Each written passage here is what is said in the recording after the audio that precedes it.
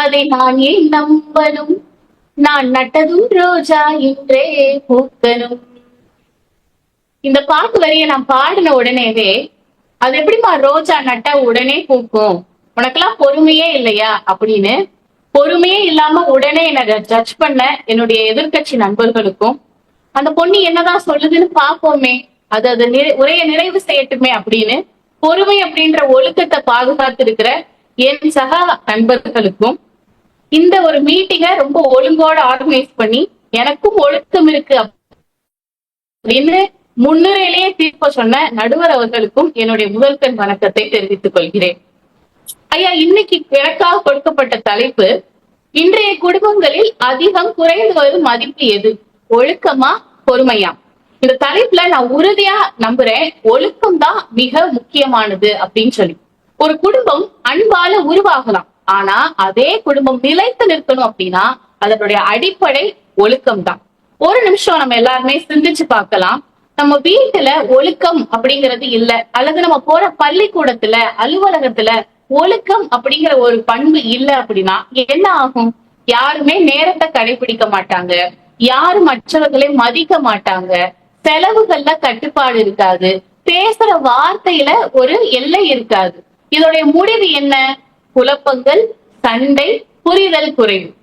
ஒரு குடும்பம் சீராக நடக்கிறதுக்கு மட்டும் கிடையாது, நம்மளோட உடலை கூட எடுத்துக்கலாமே. ஒரு உடல்ல ரத்தம் இந்த அளவுதான் இருக்கணும், உங்க உடம்புல பிபி இந்த அளவு தான் இருக்கணும், உங்க உடல்ல இருக்கிற ஒவ்வொரு கவுண்டும் இந்த அளவு தான் இருக்கணும் அப்படின்னு ஒரு ஒழுங்கு இருக்குது இல்லையா? அதுதான ஒழுக்கம். ஒழுக்கம் அப்படிங்கிறது ஒன்னும் நம்மளுக்கு கிடைக்காத அல்லது காணக்கூடாத ஒரு பண்பு ஒண்ணும் இல்லை, ஒரு சீர் எதுவோ அதுதான் ஒழுக்கம். நான் ரொம்ப பொறுமையான ஆளு, அதனால எனக்கு மட்டும் பிளட் கவுண்ட் கொஞ்சம் பொறுமையாவே இருக்கட்டும் அப்படின்னு சொன்னா அவரு பொறுமையா ரெஸ்ட் இன் பீஸ்ன்னு சொல்லி அவர் ஒரு உயிரிழந்த ஒரு பண்டமா தான் இருக்கணும். இன்னைக்கு நம்ம பொறுமை அப்படின்னு சொல்லி சொன்ன உடனேவே இருக்கும், அப்போ பொறுமை என்ன அவசியம் இல்லையா? பொறுமை இல்லைன்னா எப்படி? நேரத்தை எல்லாரும் எவ்வளவு அவசர அவசரமா பயன்படுத்துறாங்க அப்படின்னு சொல்லி சொல்றோம். உண்மைதான், நான் ஒத்துக்கிறேன். ஏன்னா நம்ம இன்னைக்கு வாழ்ந்துட்டு இருக்கிற உலகம் 2 minutes Maggi, readymade sari, 30 seconds shorts அப்படின்னு சொல்லி அறக்க பறக்க ஓடிட்டு இருக்கிற உலகம் தான். ஆனா இதோடைய பின்னணிய நம்ம கொஞ்சம் போய் பார்த்தோம் அப்படின்னா, நம்முடைய தாத்தா பாட்டி இருந்த காலம், நம்முடைய அப்பா அம்மா வாழ்ந்த காலத்தெல்லாம் பார்த்தோம் அப்படின்னா 5:30 மணினா 5:30 மணிக்கு நீ எந்திரிக்கணும், சூரியன் உதிக்கிறதுக்கு முன்னாடி நீ எந்திரிச்சிடணும், எல்லாருமா சேர்ந்து நம்ம சாப்பிடணும், நம்ம சாப்பாடுல என்னென்ன பொருட்கள் இருக்கணும், என்னென்ன உணவு நம்ம சாப்பிடணும், இதெல்லாம் நம்ம சாப்பிடக்கூடாது, இந்த நபர்கிட்ட நம்மளுடைய உறவுகள்கிட்ட இப்படிதான் பேசணும் அப்படின்னு சொல்லி நம்மளுக்குன்னு ஒரு ஒழுக்கம் இருந்தது. இப்படித்தான் வாழ வேண்டும் அப்படின்னு ஒரு ஒழுங்குமுறை இருந்தது. ஆனா இன்னைக்கு எப்படி வேண்டுமானாலும் வாழலாம் அப்படின்னு சொல்லி நம்மளுக்கு கொடுத்த நேரத்தை எல்லாம் நம்ம வீணாக்குனதுனாலதான் இன்னைக்கு 8:30க்கு ஸ்கூல் பஸ் நின்னா 8:25க்கு தான் ஸ்கூல் பையன் கேக்குறான், அம்மா என்னோட ஷூ சாக்ஸ் எங்க, அம்மா என்னோட லஞ்ச் எங்க அப்படின்னு. அதே மாதிரிதான் அம்மா கேக்குறாங்க, இருப்பா தம்பி நான் இப்பதான் எங்க அந்த லஞ்ச் பாக்ஸ் வச்சேன்னு தெரியல அப்படின்னு சொல்லி. அப்ப பொறுமைனா என்ன, ஒழுக்கம்னா என்ன?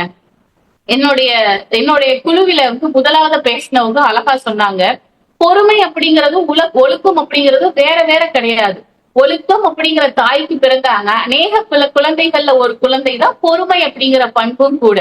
நம்ம ஆவியின் கனிகள் அப்படின்னு சொல்லி பார்க்கும்போது அன்பு, சமாதானம், சந்தோஷம், அதுக்கு அடுத்து வந்துருது நீடிய பொறுமை அப்படின்னு சொல்லி. அப்ப எது ஒழுக்கம் அப்படின்னு கேட்டா அதுலயே இந்த பொறுமை அப்படிங்கறதும் கலந்துருது இல்லையா? ஆமா, நீங்களே இப்ப சொல்லிட்டீங்கல்ல, இந்த ஒரு எதிர்த்தரப்புல இருந்து நீங்களே இப்ப சொல்லிட்டீங்க, எங்க கட்சிக்கு நீங்களே ரொம்ப சப்போர்ட் பண்ணிட்டீங்க, அப்ப பொறுமைதானே முக்கியம் அப்படின்னு கேட்டா, பொறுமை அப்படிங்கிற ஒரு குணத்தை நம்ம ரொம்ப காலமாவே எப்படி யாரு கூட நம்ம தொடர்பு படுத்தி கொண்டே வரோம் அப்படின்னா, ஒரு பூமிய போல நீ பொறுமையா இருக்கு, பொறுத்தார் பூமி ஆழ்வார்.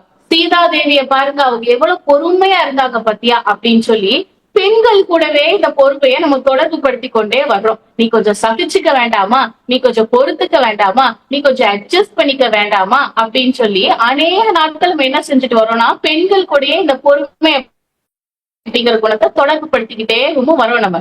ஆனா ஒழுக்கம் அப்படிங்கிறது அப்படி கிடையாது. ஆண்களாக இருந்தாலும் சரி, பெண்களாக இருந்தாலும் சரி, இன்னைக்கு டேட்ல, இன்னைக்கு மாடர்ன் வேர்ல்டுல ஸ்டாப் டாலரேட்டிங். நீ சகிச்சுக்கிட்டு இருந்ததெல்லாம் போதும், நீ எல்லாம் பொறுத்துக்கிட்டே இருக்கணும்லாம் அவசியம் இல்ல. யூ கேன் வாய்ஸ் அவுட் அப்படின்னு சொல்ற ஒரு இடத்துக்கு நம்ம வந்துட்டோம். அப்ப இன்னமும் பொறுமை அப்படிங்கறத நம்ம கடைபிடிக்கிறது இருக்கட்டும், ஆனா பொறுமை அப்படின்னா என்ன அப்படிங்கறத நம்ம சரியா ஃபர்ஸ்ட் புரிஞ்சுக்கணும். அப்பதான் பொறுமை அப்படிங்கறதும் ஒரு ஒழுக்கம் தான் அப்படின்னு நம்மளுக்கு தெரியும். அவசரமா போறது, அவசரமான வாழ்க்கையில இருக்கிறது மட்டுமே பொறுமையை கடைபிடிக்கிறது கிடையாது.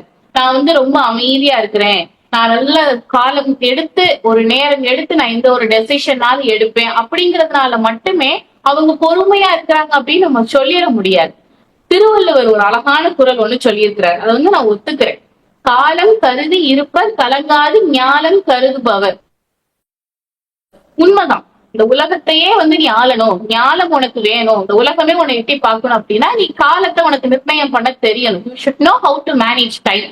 கரெக்ட் தான். ஆனா ஒழுக்கத்தை பத்தி பேசும்போது திருவள்ளுவர் என்ன சொல்றாரு? ஒழுக்கம் விழுப்பம் தரலான், ஒழுக்கம் உயிரினும் ஓம்பப்படும் அப்படின்னு சொல்றாரு. உங்க முன்னாடி நான் ஒரு தராசுல 2 பொருள் வைக்கிறேன். ஒண்ணு, இந்த உலகத்தையே உனக்கு தாரேன், இல்லையா நீ உயிரோட வாழலாம் அப்படின்னு சொல்றேன். நம்ம யாரா இருந்தாலும் கண்டிப்பான முறையில உயிருக்குத்தான் முதலிடம் கொடுப்போம் இல்லையா? அதத்தான் நானும் சொல்றேன். ஒழுக்கம் அப்படிங்கிற ஒரு குணத்திலேயே பொறுமை அப்படிங்கிற ஒரு அழகான குணமும் தானாலேயே ரொம்ப கலந்துரும். நான் முதல்ல ஒரு பாட்டு பாடினேன் இல்லையா? நான் நட்டதும் ரோஜா இன்னைக்கே பூக்கணும் அப்படின்னு சொல்லி. இன்னைக்கே பூக்கணும் அப்படிங்கிறது எப்படிமா நடக்கும்? இதெல்லாம் ஒரு முட்டாள்தனம் இல்லையா அப்படின்னு நீங்க கேட்கலாம். ஆனா அந்த ரோஜாவை எப்படி நடணும் அப்படிங்கிறதுக்கு ஒரு ஒழுங்கு இருக்கு. ஜானகி மேம் சொல்லும் போது சொன்னாங்க, என்னுடைய தாத்தா தென்னை மரம் நட்டினார், என் அப்பா அதற்கு உரம் போட்டார், தண்ணீர் ஊற்றினார், அதனாலதான் என்னுடைய பிள்ளைகள் இன்னைக்கு சாப்பிடுறாங்க அப்படின்னு சொல்லி. ஒருவேளை ஜானகி மேமோட தாத்தா நான் ரொம்ப பொறுமையான ஆளு, தென்னங்கன்ற வாங்கி முன்னாடி வச்சு நான் பொறுமையா காத்துக்கிட்டே இருப்பேன் அப்படின்னு சொல்லியிருந்தா அது மக்கி உரமாகத்தான் போயிருக்கும், மரமாக வந்திருக்காது. அதனால் ஒழுக்கத்தினால் வரும் பொறுமையைத்தான் நம்ம அடைய முடியுமே தவிர பொறுமையினால் ஒருபோதும் ஒழுக்கத்தை அடைய முடியாது. நான் இப்படி சொல்லி நிறைவு செய்ய விரும்புகிறேன். பொறுமை காயத்தை மறைக்கும், ஒழுக்கமே காயமே வராமல் காப்பாற்றும். பொறுமை இருந்தால் தவறு மன்னிக்கப்படும், ஒழுக்கம் இருந்தால் தவறு நிகழவே மாட்டாது. பொறுமை ஒரு எமர்ஜென்சி பிரேக் மாதிரி, ஆனா ஒழுக்கம் ஒரு ப்ராப்பர் ஸ்டியரிங். அதனால ப்ராப்பர் ஸ்டியரிங்க நம்ம கையில வச்சுப்போம். வாழ்க்கை பயணத்துல இன்னும் அதிகம் சிறப்புடன் பயணிப்போம். நன்றி, வணக்கம்.